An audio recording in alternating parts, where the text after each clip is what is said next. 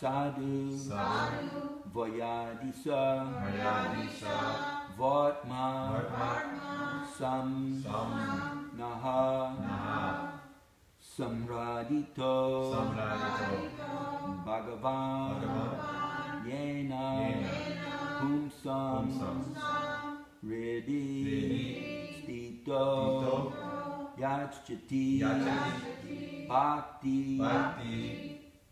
pute jnanam sa tatvadigamam puranam Tat sadhu vadyadishavatma samna Samradito bhagavan yena pumsam Redistito yaschati bhakti pute Jnanam satatva Digamam Puranam Tat Sadhu Varyadi Shavatma Samna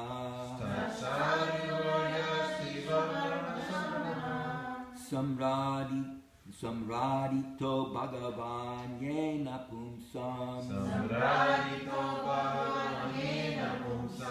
Redistito Yaschati Bhakti Pute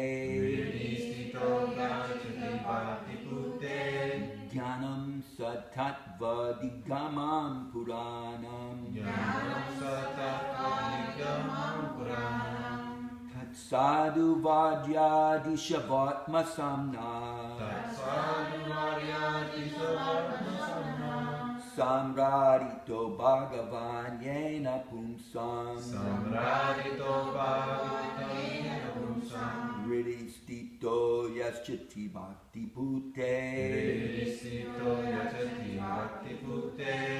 Jnanam Satatva Digamam Puranam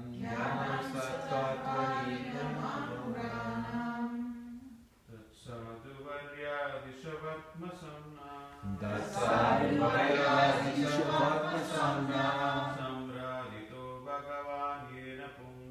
Samradito Bhagavan Yena Pumsam Nistito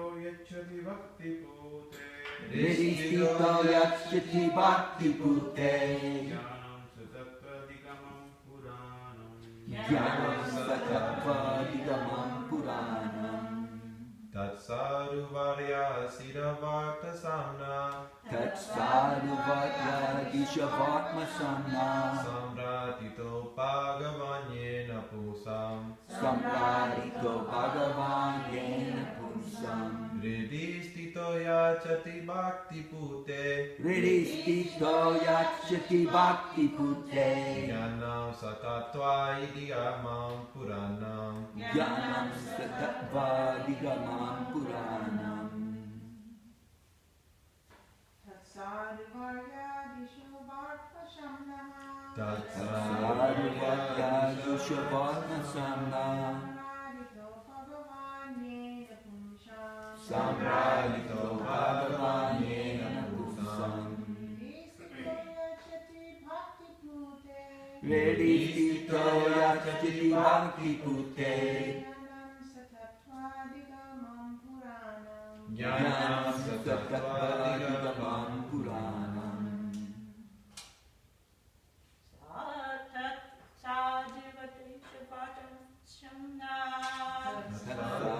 Sadhu Vadyadi Shavatma Samna Samradito Bhagavan Yena Pumsam Redistito Yachati Bhakti Pute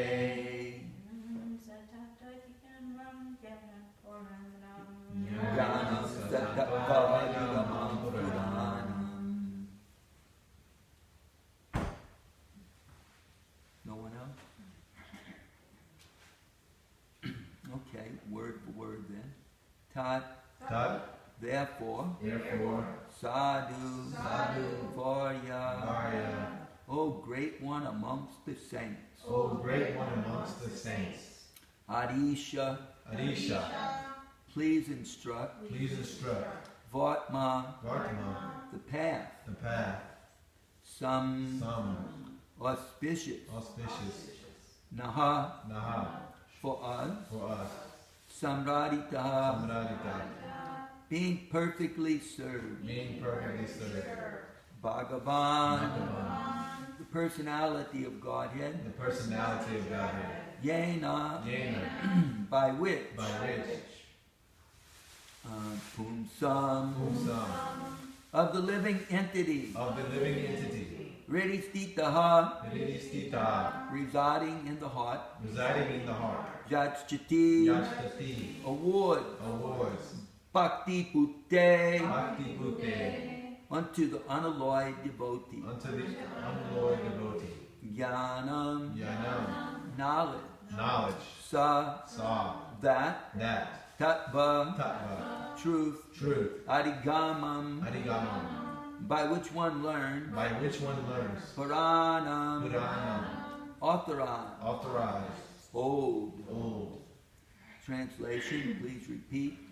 Therefore, O great sage, Therefore, O great sage, please give me instruction please give me instruction on the transcendental devotional service of the Lord, on the transcendental devotional service of the Lord, so that he who is situated so that he who is situated in the heart in the heart of everyone of everyone can be pleased to impart can be pleased to impart from within from within knowledge of the absolute truth knowledge of the absolute truth in terms of the ancient Vedic principles in terms of the ancient Vedic principles, delivered only to those delivered only to those who are purified who are purified by the process of devotional service. by the process of devotional service.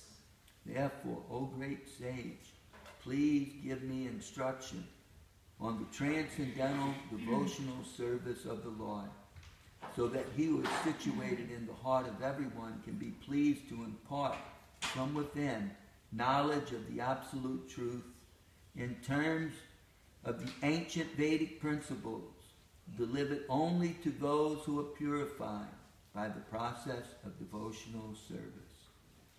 Srila Prabhupada's Divine Purport is already explained in the first canto of Srimad Bhagavatam. The absolute truth is realized in three different phases, although they are one and the same in terms of the knower's capacity to understand. The most capable transcendentalist is the pure devotee of the Lord, who is without any tinge of fruitive actions or philosophical speculation. By devotional service only does one's heart become completely purified from material coverings like karma, jnana, and yoga.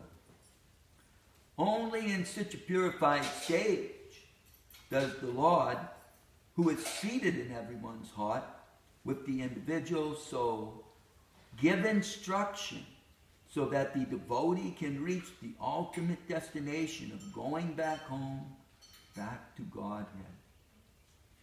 This is confirmed in Bhagavad Gita, chapter 10, verse 10. Te sam satata yuktanam vajitam.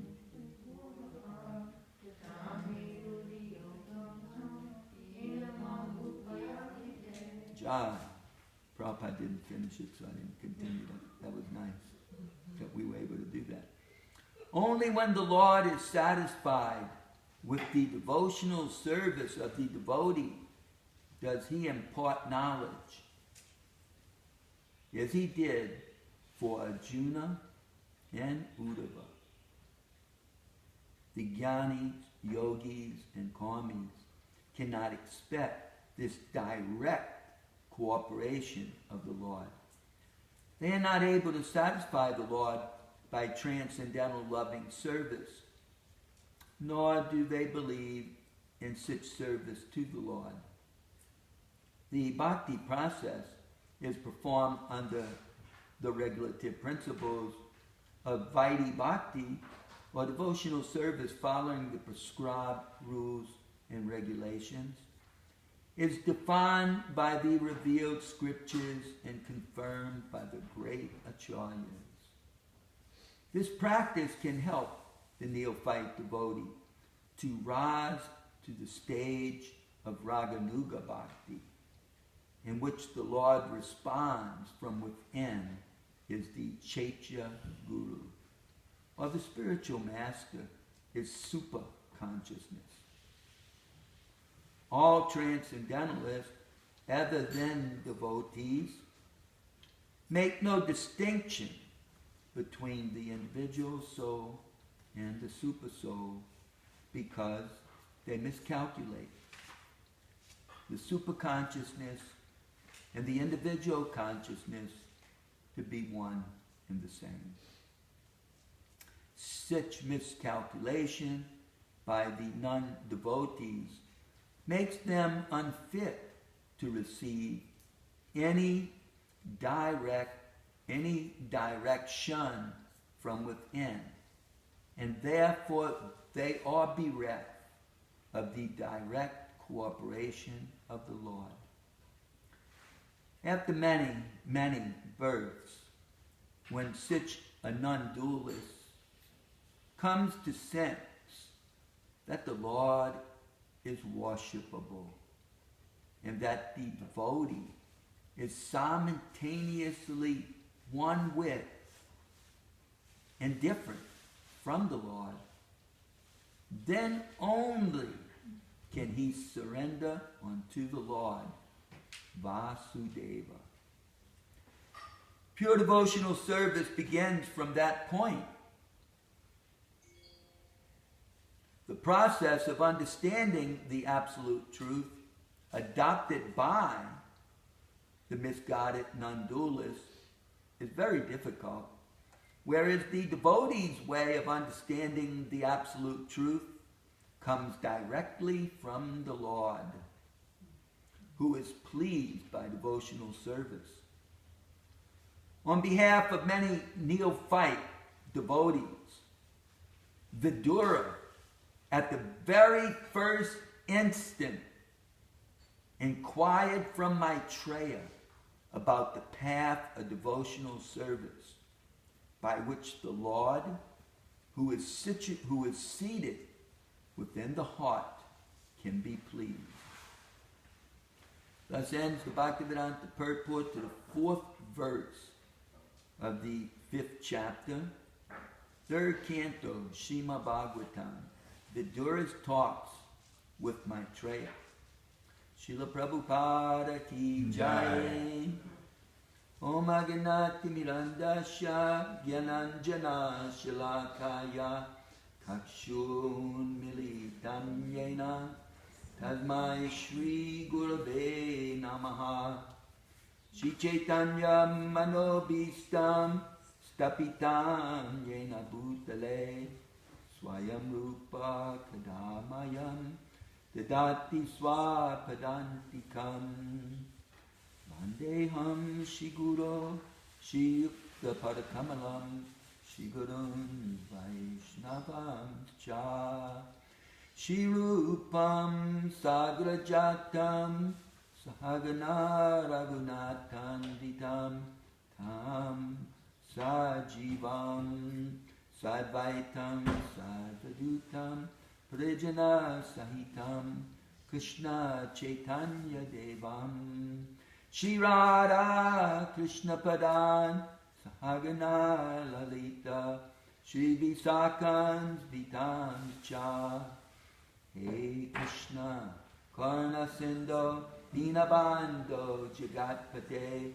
Gopesa Gopika Kanta Radha Kanta Namostute Tapta Kanchana Gurangi Radhe Vrindavan Eswari Brishabhanu Stitu Devi Pranamami Hari Priye. Jaya Shri Krishna Chaitanya Prabhu Nityananda Shri Advaita Gadadhar Shri Vasari Gaura Bhakta Vrinda Panchakalpya Triviyascha Kripa Sindhu Vyevacha Patitam Nam Pavanebhyo Vaishnavebhyo Namo Namaha. Hare Krishna, Krishna Krishna, Hare Hare, Hare Rama, Rama Rama, Hare Hare. Here's a Back to Godhead magazine. Devotees can pass around the new one, see what's in it. They're $5 a piece. And here's a picture for Maharani. Huh? Picture for you. And a picture for Mother Mahalakshmi to give to her lesser half. Where'd you get this? This is Shakti. Uh-huh. You can give it to her if you want. It's up to you. You send it to her. She will love it. No. Just give it to her because I don't you see work that. right next door to her, though. Yeah, but if she likes buffet stuff like that, send it. She will like that. So,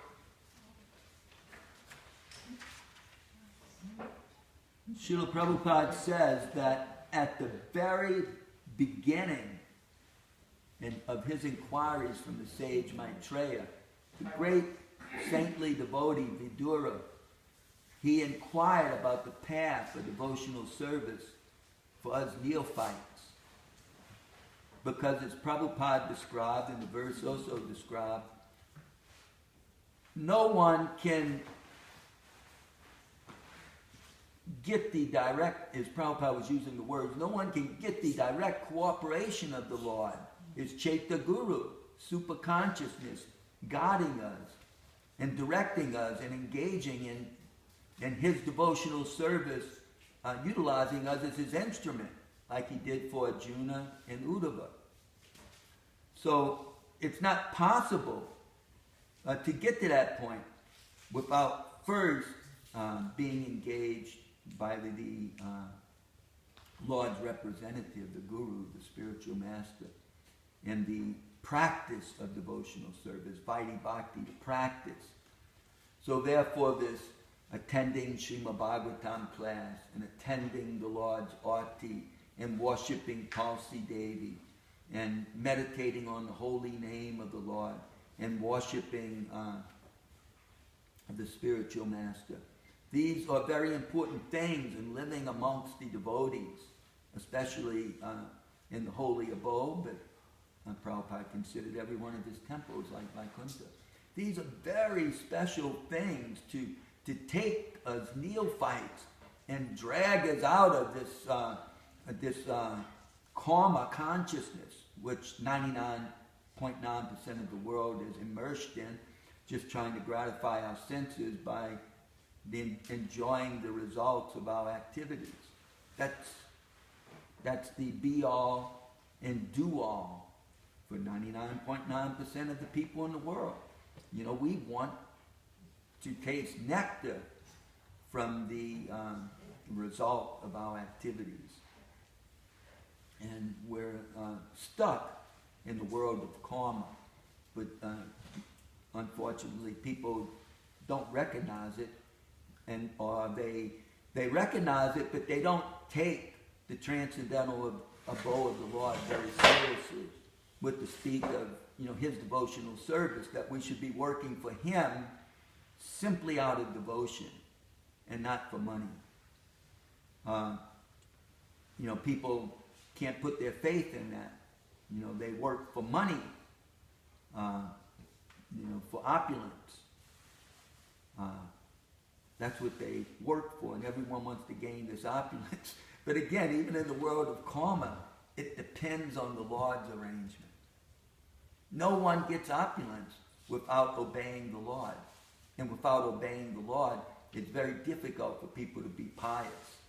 The Lord, he gives direction in the Shastra to behave in a certain fashion. We shouldn't steal from others. We shouldn't abuse others. We should be ladies and gentlemen. Things like that. And if people don't take that seriously and don't act piously, they get into very cunning and deceitful ways where they may pretend to be very respectful, but they're ripping us off in some type of way. Behind our back. So what happens is that by being impious, one doesn't gain the opulence that they're after. You just can't get it. Next birth, one may be born poor. One may be thinking they get it and they're accumulating it and they're enjoying it. They're investing it. And they're getting richer and richer, and then one day they're gone. And it doesn't go with them. And then because of the way they acted, next birth they're born poor.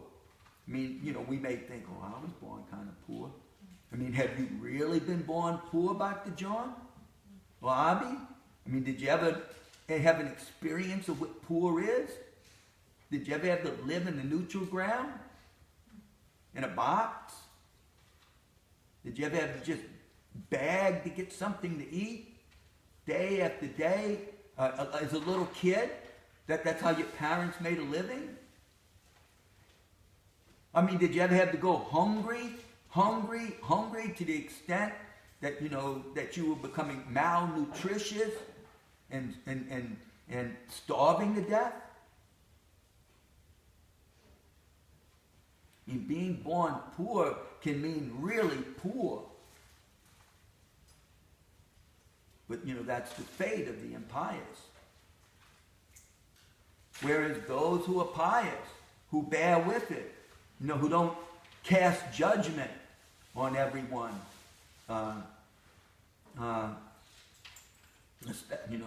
which is easy to do, toward the cheaters. Those who somehow ever remain, gentle, obedient souls who simply suffer their lot, whatever it may be in life, but at the same time come and fall down before the Lord and try to execute their dharma to the best of their ability. They get mercy. And in the material world, that mercy is they receive opulence for that. Person's not born rich for no reason at all. It's because they did something pious. They earned that. And you don't earn it by just becoming a great economist, a great investor, or a particular occupation that pays well, like a big-time athlete, who works hard and then they're forced to retire from that job young because you can't compete with youthful bodies as your body starts to become frail. And so if you didn't earn the money then, you probably can't pay your health bills. Because they all have knee problems, ankle problems, what to speak of brain problems, if you've been in a sport where you get hit even by soccer balls in the head. We don't know what happens up there. But all these people suffer for that.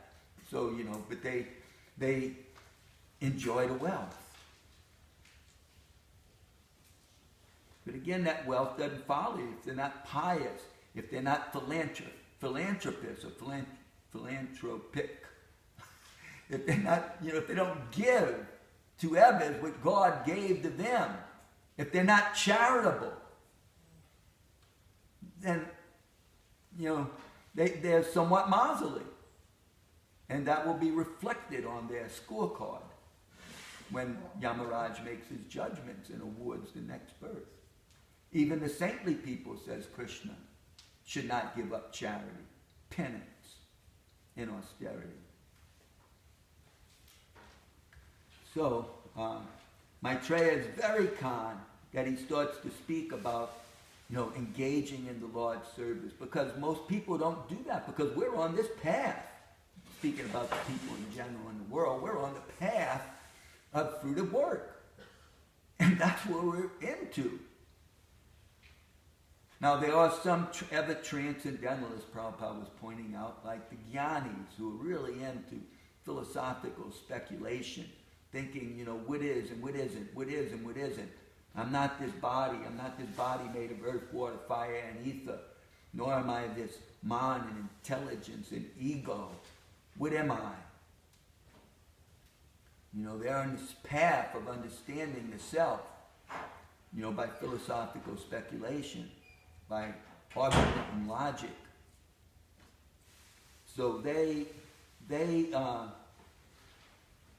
generally, especially in this day and age, often make the mistake, just as their counterparts, the other transcendentalists, the yogis, who are on the path of mystic perfection by, performing all those yoga asanas, postures, and learning to breathe, control the inward and outward breath, and to raise our soul on our life as the different chakras.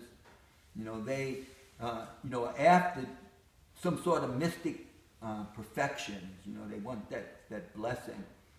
So each of these types of transcendentalists who renounce the world to gain their perfection, they make the unfortunate mistake, especially in our day and age, the age of hypocrisy. They make the mistake of thinking that super God within their heart is really them, that they're none different from that voice, from that all-pervading transcendental form or person, that is me, when in reality it's not me.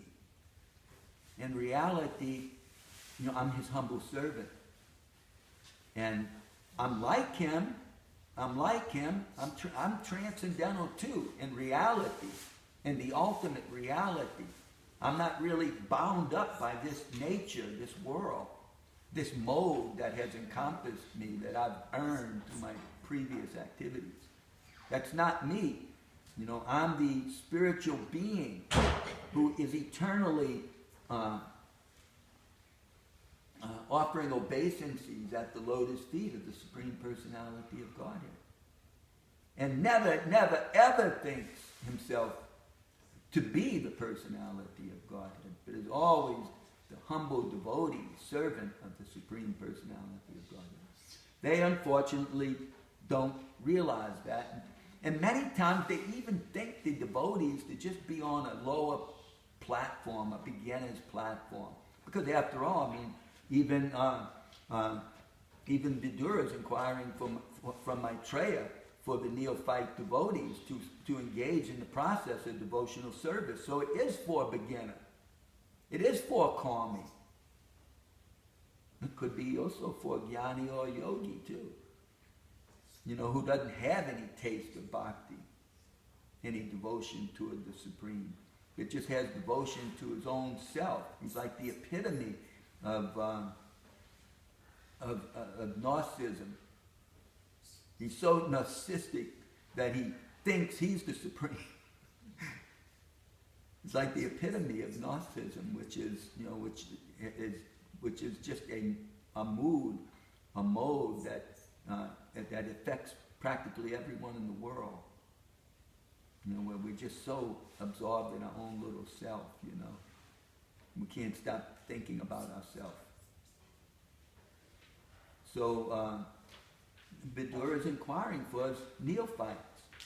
And so sometimes these yogis and these jnanis, they think the devotees just neophytes. They don't realize that the beginning of that bhakti yoga can actually bring one far beyond anything they can attain, far beyond mystic yoga, far beyond understanding the self is different from the body, far beyond knowing that I'm not this body, way beyond knowing that I'm not this body. And I'm a transcendental particle of Brahman. And I'm not dependent on anything about this body or any material body or any material world. I'm beyond that. So way beyond that type of consciousness, which the Vedas compare that type of realization to the water that we see out by the milk barn, the water we see, and the hoof print of one of the little calves. That's not a lot of water. The hoof print of a little calf is something like that, you know. And, you know, it gets some water in it because it raises up maybe an inch or two off the ground. So that's just a little bit of water. But the nectar, the realization that comes from bhakti yoga is compared to oceans. It's compared to oceans. And the speculator who thinks he knows more than the bhaktas, he's compared to a frog in a well. A frog in a well who thinks that the water in his well is the all in all and there's nothing beyond it. So Prabhupada tells the story how Never Frog hops in, you know, who's been to the ocean, and he starts talking about it. And this Ever Frog, Prabhupada compares him to a doctor, a PhD in this world, who always says how everything comes out of the black holes, you know. And so the frog that's never been to the ocean, he starts to think that this guy is just fooling people. He's just telling them about stuff that doesn't exist. He can't show it. He can't prove it. You can see the water in my well. And at least in the story Prabhupada gives, the Dr. Frog is asking the frog who's been to the ocean, is the ocean, so-called ocean, 10 times bigger than my well water? And he keeps going up 10 times, 100 times, 1,000 times, 10,000 times, 100,000 times. And he keeps puffing himself up like frogs do, and he explodes in Prabhupada's story. So the doctor in the well, that frog who's never seen the ocean, he can never understand the Supreme Personality of Godhead. They cannot understand the faith and the devotion of the devotees. So they and the jnanis and yogis, they often think that the devotees are just, they think all of them that have blind faith. The beginners may just have blind faith. You know, they're just beginning. They're coming out of those guys' world. And they somehow they've gotten some attraction for this bhakti. And so they have to start off as a beginner. And all the while, the karmis and jnanis and yogis are pointing their fingers and laughing. Beginner, beginner, beginner. But everybody joining their group is also beginner. And just like I was reading about some guy yesterday, some minister. He's a minister. And he was born so dirt poor. But he became a minister. And he slowly worked his way up. And now the guy's a multi-billionaire. Or not billionaire, he's millionaire. Multi-billionaire. But the thing I was reading was pointing out how he was a little miserly. You know, he was so poor. So now it's like he holds on to it, you know. But he was a beginner in the world of fruitive work at one time. He had to work real hard to earn all that. We have about 3 minutes here.